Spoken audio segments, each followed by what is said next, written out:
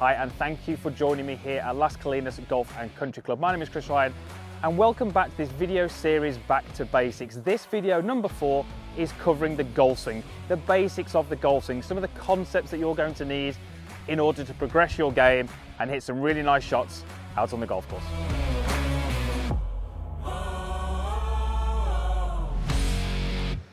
So welcome to video 4 in this Back to Basics video series. This video is all about the swing. Now, as you can imagine, it's quite difficult to condense the golf swing and its concepts down into a video that's going to be maybe 10 minutes long. So what I've really done here is I've gone through some of the ideas and some of the concepts that I think are really going to help those golfers who are newer to the game, maybe those golfers who have got higher handicaps, but it might even just be a good refresher for those of you who are even fairly accomplished golfers. So what exactly is the objective of the golf swing? Well, the objective of the golf swing really is to propel the ball a good distance into the air, and we really want to be able to control where the ball lands and the curve that is on the golf ball. Certainly the better golfers have control over the curve. The poorer golfers will often have curve which they can't control. So if we're really going to get the ball to go a good distance and we need to get the ball in the air, the first thing we'd really look at would be the contact. You know, making sure that we hit the golf ball right out the middle of the golf club, which sounds like something that's fairly obvious, and it is fairly obvious in that we want to do that, but it's not easy to do. So the first concept really to get our heads around is that where we set ourselves up, so we'll call that setup, and where we are at impact are not the same. There are quite a few differences between setup and impact. Some of those main differences would be I would have more weight on my lead side at impact, I would have the handle of the golf club forwards at impact, and I would have my body rotated by some amount towards the target. So why do we need to have those things?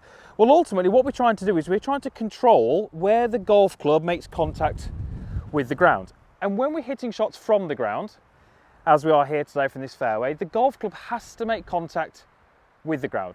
And certainly for newer golfers, that's often a concept which they really struggle with, because they would automatically assume that we should be trying to just kind of lift the ball or pick the ball off the top of the ground. But we do have to make contact with the ground. The key to playing good golf is being able to control where that contact point is. That contact point should start exactly where the ball is and continue forward, so that the lowest part of the swing happens target side of the golf ball. So if you can imagine that my golf club is making a big circle around my body, the bottom of that circle, the lowest part of that circle, is happening after the golf ball, which means that we would hit the golf ball before we continue down into the ground. Now, I've got a little device here which you can see is around the golf ball. It's called a fat plate, and this is really helping me and helping anyone who uses it to control where they hit the ground. It's such a key skill that we need to have, but not enough golfers actually take time and dedicate time to practicing making the club contact the ground exactly where they choose. So this little device is going to give me the feedback. I'm looking to hit a shot without hearing the noise, yet I would like to see some evidence in the ground that I made contact with the ground.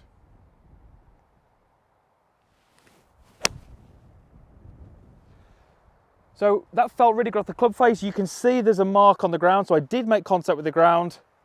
However, I didn't make contact with the board behind. That tells me that my contact point was good. So the first concept is to appreciate that impact and setup are not the same. We need to understand that to help us control where we make contact with the ground. So we're now going to look at some of the swing concepts that might help the newer or the beginner golfer play this game a little bit better. You will notice that when I take my starting position, I'm stood to the side of the golf ball. We have to do this. It allows us to generate some speed and some power, and it's the best way to take our starting position. But what that means is as soon as my golf club moves away from the ball, it starts to move on this inward arc.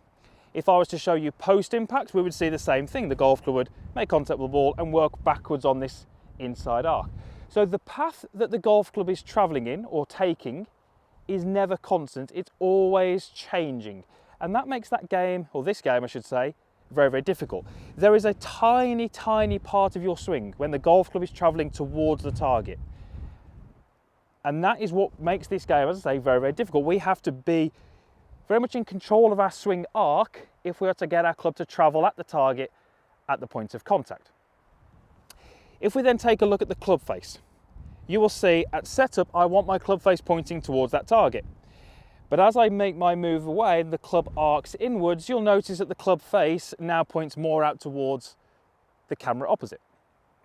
And as I swing through, make contact and continue, again the club face starts to point more over towards, or the left hand side of this hole, or behind me. So many of the newer golfers that I see who maybe don't have the right concept will often be trying to do two things. They'll often be trying to keep the club pointing at the target, and they'll often be trying to keep the club moving straight back from the ball, believing that these things are going to help them hit the ball straighter and more consistent.